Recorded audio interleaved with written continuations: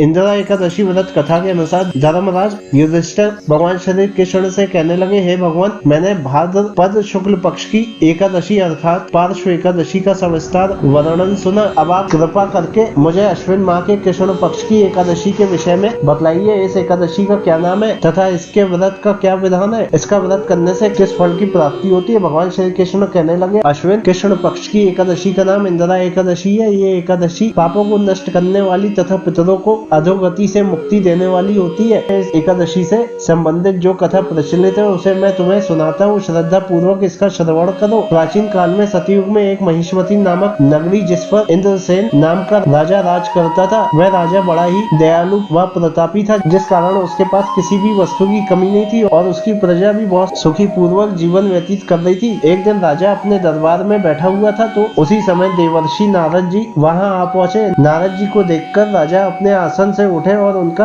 भव्य स्वागत करके उनको प्रणाम किया और उन्हें आसन ग्रहण करने को कहा। इसके बाद देवर्षि नारद जी ने राजा इंद्रसेन से कहा, हे राजन, आपके राज में सभी सुख भोग रहे हैं, प्रजा को किसी प्रकार का कोई कष्ट या दुख नहीं है। मैं आपकी इस उदारता को देखकर अति प्रसन्न हूँ। नारद जी की बात सुनकर राजा ने कहा, ये सब तो आपकी कृपा है जो मेरे राज्य में हर प्राणी सुख भोग रहा है। इसके बाद राजा इंद्रसेन ने नारद जी से आने का कारण पूछा और कहा कि मैं आपकी क्या सेवा करूं जिससे आप प्रसन्न हो जाए। राजा की बात सुनकर नारद जी बोले, हे राजन, मैं एक बार यमलोक गया तो देखा कि तुम्हारे पिता भी वहाँ बैठे हुए थे। हे राजा, तुम्हारे पिता भी तुम्हारी तरह ही बड़े ज्ञानी धर्मात्मा थे, किंतु एकादशी का व्रत नहीं करने के कारण मरने के बाद भी वो यमलोक में गए, जिस कारण वो बहुत दुखी है। उन्होंने तुम्हारे लिए एक संदेश भेजा है। राजा ने पूछा, वह संदेश क्या है? देवर्षि कृपा करके मुझे बताइए। नारद जी ने कहा, आपके पिता ने कहा है, मेरे पुत्र इंद्रसेन जो इस समय पृथ्वी पर महिष्मती नामक नगरी का राजा है, उसके पास जाना और कहना कि मैंने पूर्व जन्म में कुछ बुरे कर्म किए जिससे मुझे यह लोक मिला है। यदि मेरा पुत्र मेरे लिए अश्विन मास की कृष्ण पक्ष में आने वाली इंदिरा एकादशी का व्रत पूरे विधि विधान और श्रद्धा पूर्वक करेगा तो मुझे इस लोक से मुक्ति मिल जाएगी, जिसके बाद मैं स्वर्ग लोक में वास करूंगा। यह सुनकर राजा ने देवर्षि नारद जी से पूछा कि कृपा करके